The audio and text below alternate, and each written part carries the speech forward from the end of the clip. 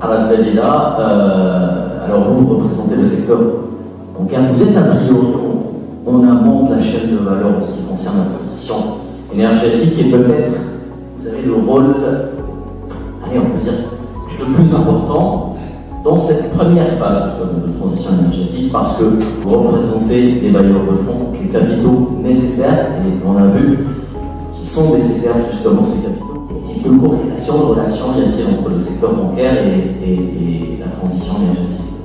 En fait, les banques sont concernées par cette transition énergétique et donc par tous ces programmes sur deux volets. Le volet de leur propre transition énergétique parce que ce sont des institutions qui ont des bâtiments qui sont constitués de personnes. Comme disait monsieur tout à l'heure, le climatiseur est allumé, il est donc la fenêtre. Donc ça, je pense que de par aussi ma propre formation à moi et mon propre poste, est-ce que la technologie n'a pas à aider là-dessus avec des bâtiments intelligents?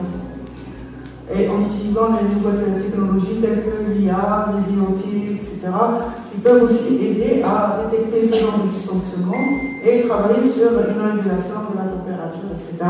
Donc ça, ce serait intéressant, sachant que les banques en Algérie sont toutes en transition, elles sont en train de construire leurs propres sièges sociaux et leur propre data center aussi pour faire une transition, la transformation digitale.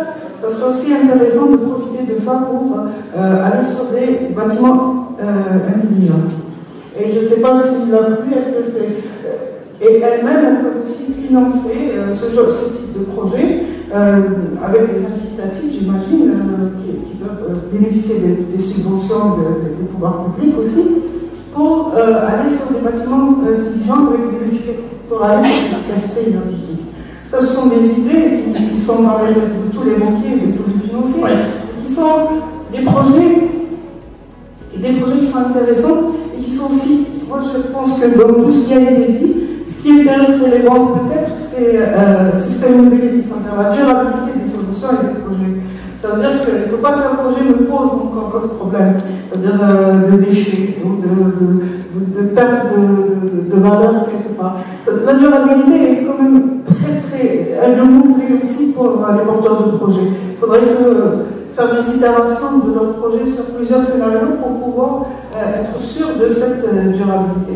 Et je pense que les banques, elles ont tout intérêt d'aller sur ce type de financement qu'on appelle les financements alternatifs.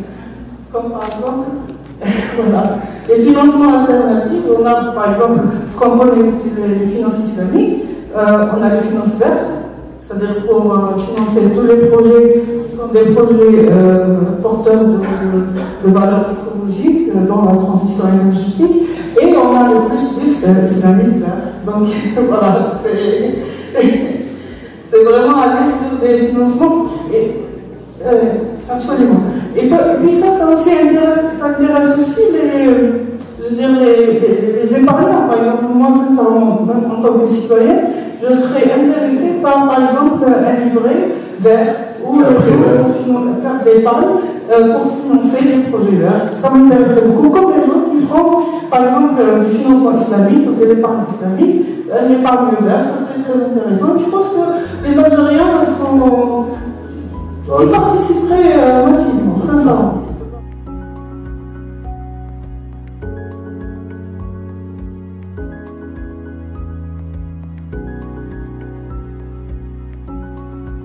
Je demanderai à Madame Arad peut-être de donner son avis également par rapport à cet aspect très important qui est celui de l'innovation. Le chemin le plus court qui pourrait nous amener avec le gaz, un choix stratégique de la part de l'État, vers cette transition énergétique.